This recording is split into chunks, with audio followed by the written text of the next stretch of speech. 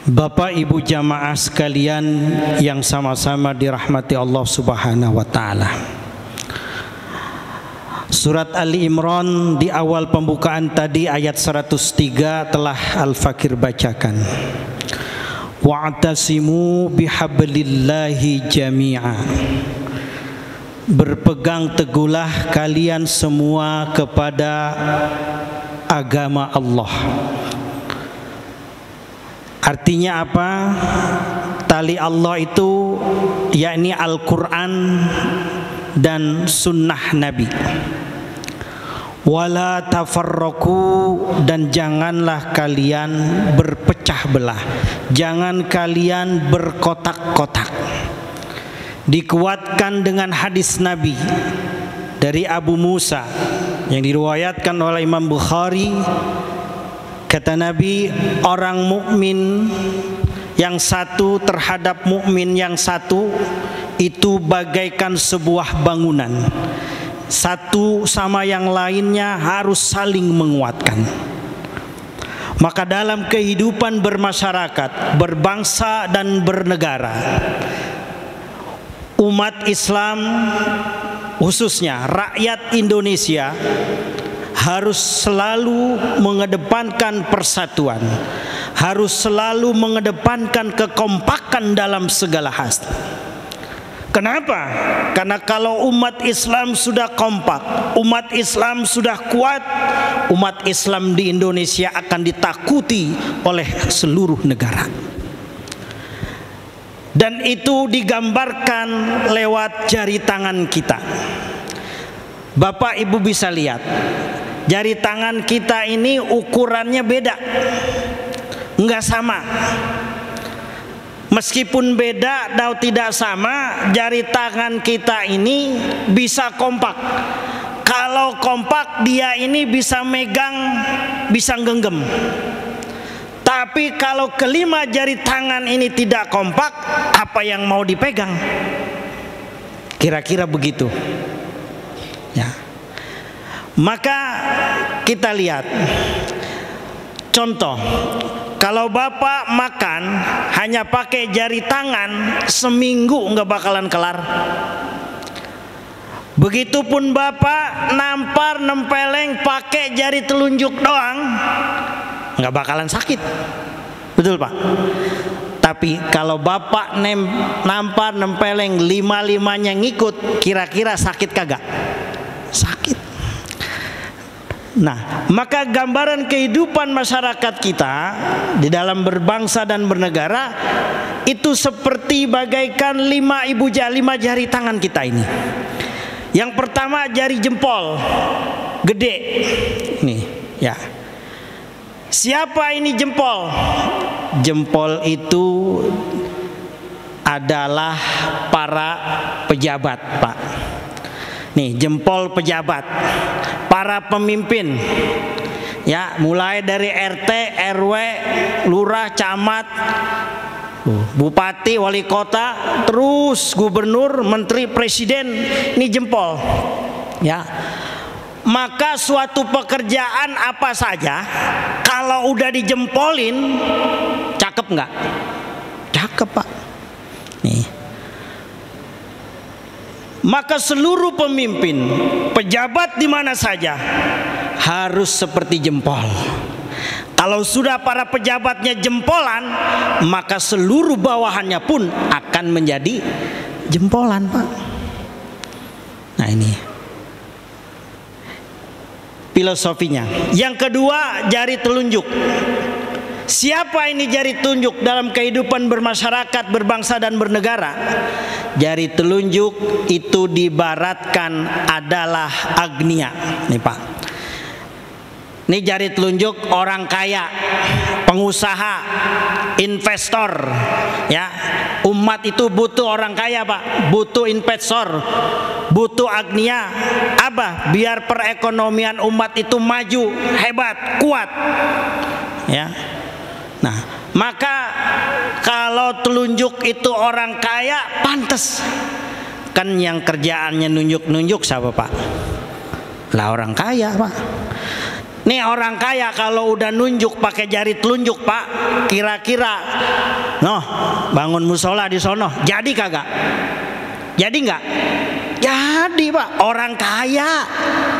Nah coba-coba orang susah, orang melarat nunjuk kagak model Pak, ditekuk orang.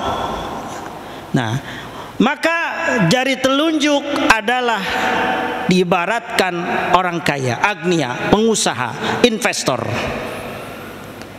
Yang ketiga, jari tengah. Ini paling tinggi, paling gede. Ya, adanya di tengah. Ya, ini kalaupun gede, biarpun gede, biar tinggi, ya Pak. Kalau untuk suit kagak bisa. Ayo, ada bocah nggak anak-anak main keleci, main kelereng, main gambaran suit pakai jari tengah, ada nggak? Kagak ada Pak. Ya. Maka jari tengah ini siapa ini? Jari tengah adalah ulama. Ya, ulama itu milik umat. Ya, dia nggak boleh kemana-mana, tapi ada di mana-mana. Siapa lagi jari tengah? TNI, Pak, Polri. Nih, makanya dia adanya di tengah, nggak boleh memihak, nggak boleh ke kiri, nggak boleh ke kanan, di tengah. Ini TNI Polri nih, apalagi nih sekarang ini udah tahun politik, ya Pak, hati-hati, ya.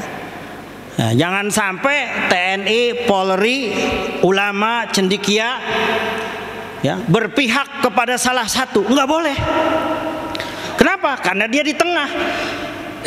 Ulama itu milik umat, ya, tidak kemana-mana, nggak boleh kemana-mana, tapi harus ada di mana-mana.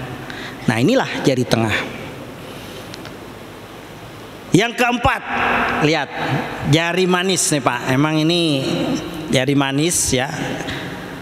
Ini siapa dia? Jari manis diibaratkan seperti yaitu para pemuda. Nah ini masa muda itu masa yang paling manis Pak, masa yang berapi-api, masa yang menggebu-gebu. Ya makanya Bung Karno pernah bilang, belikan aku 10 anak muda, maka apa? Akan aku cabut semua. Nah itu jadi 10 pemuda, nggak ada orang pidato. Ya, aki-aki, wahai generasi aki-aki, nah, nggak ada. Jadi anak muda semua. Maka ini jari manis diibaratkan seperti anak muda. Yang kelima, jari kelingking.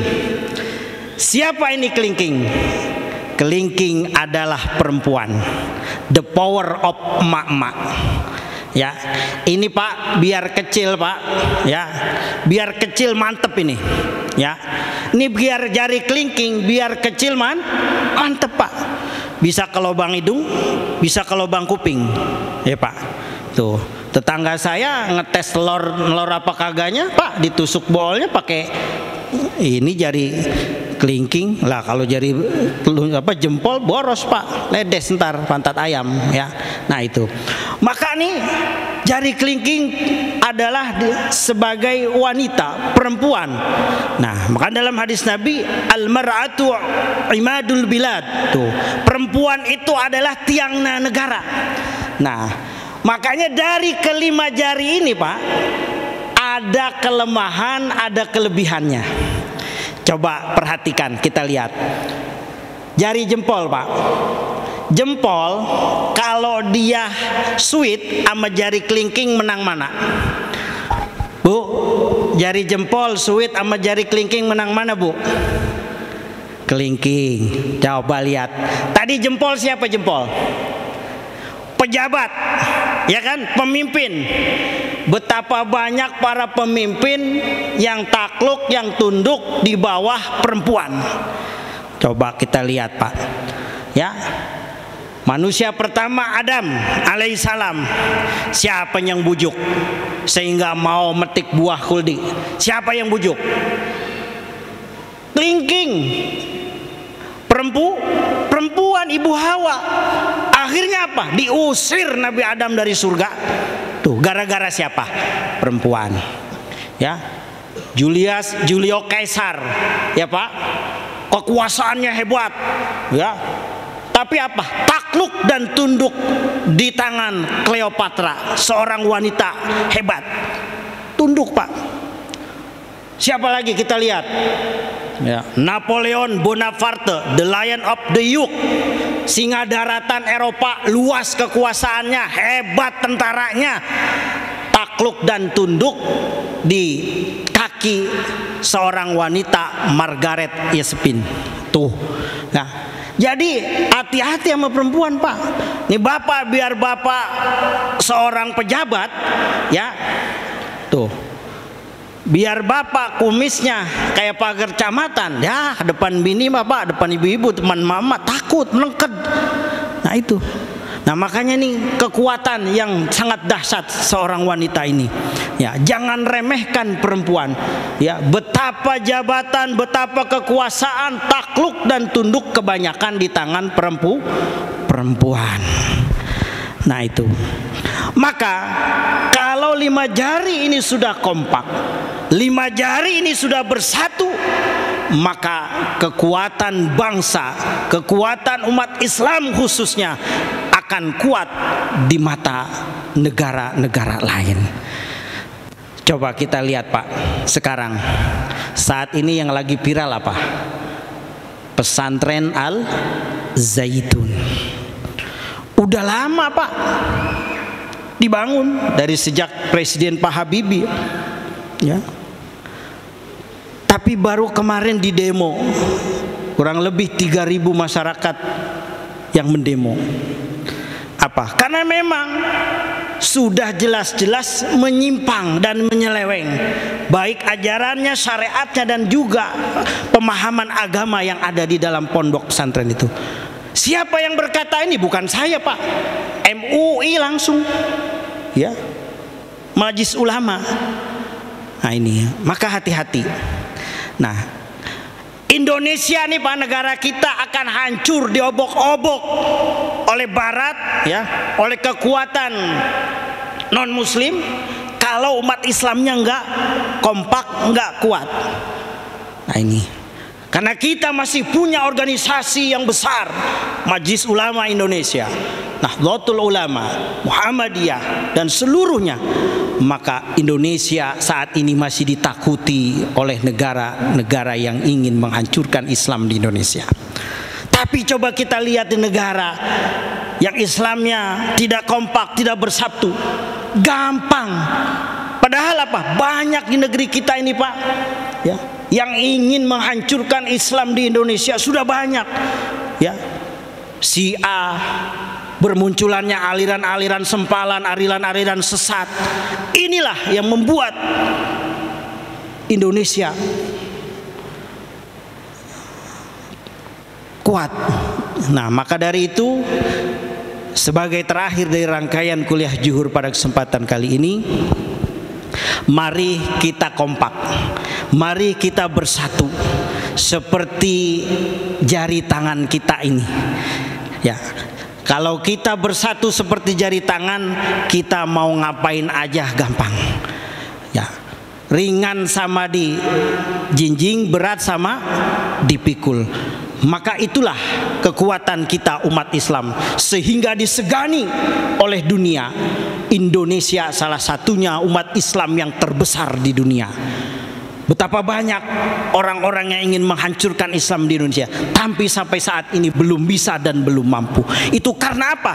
Kekuatan umat Islam yang selalu kompak, yang selalu bersatu.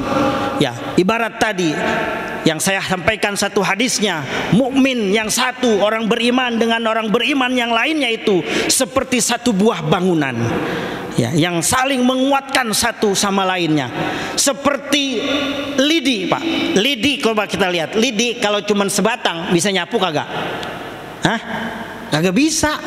Tapi kalau lidi banyak dijadiin satu, diikat, insya Allah sampah apapun akan bersih disapu oleh lidi. Nah itulah, jadi hadirin sekalian, lewat kesempatan kuliah Zuhur pada kesempatan siang hari ini, Al-Fakir mengajak, ayolah kita kuatkan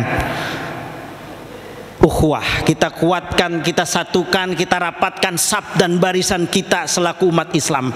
Jangan sampai umat Islam yang ada di Indonesia ini dirongrong, dihancur leburkan oleh satu kekuatan yang ingin menghancurkan umat Islam yang ada di Indonesia ini. Semoga Allah melindungi, menjaga dan memelihara kita semua dari segala ancaman-ancaman yang dapat menyebabkan negara Indonesia itu hancur lebur. Oleh karena itu, Al-Fakir mengajak, mari sama-sama kita bersatu, bertekad bulat untuk selalu kompak, ya, selalu kuat, merapatkan saf dan barisan kapan dan di mana saja kita berada. Karena kekuatan umat Islam hanya satu, adalah kekompakan, tidak ada yang lain. Ya, kalau tadi digabungkan seperti pejabatnya, orang kayanya, Polri, TNI, ulamanya, pemudanya, wanitanya, perempuannya jadi satu, maka Indonesia akan menjadi negara yang kuat. Amin ya rabbal alamin. Demikianlah para jamaah yang dapat Al-Fakir sampaikan kuliah zuhur pada kesempatan siang hari ini. Semoga bermanfaat. Hadanallah wa iyyakum ajma'in, wallahul muwaffiq ila aqwamit thoriq. Assalamualaikum warahmatullahi wabarakatuh.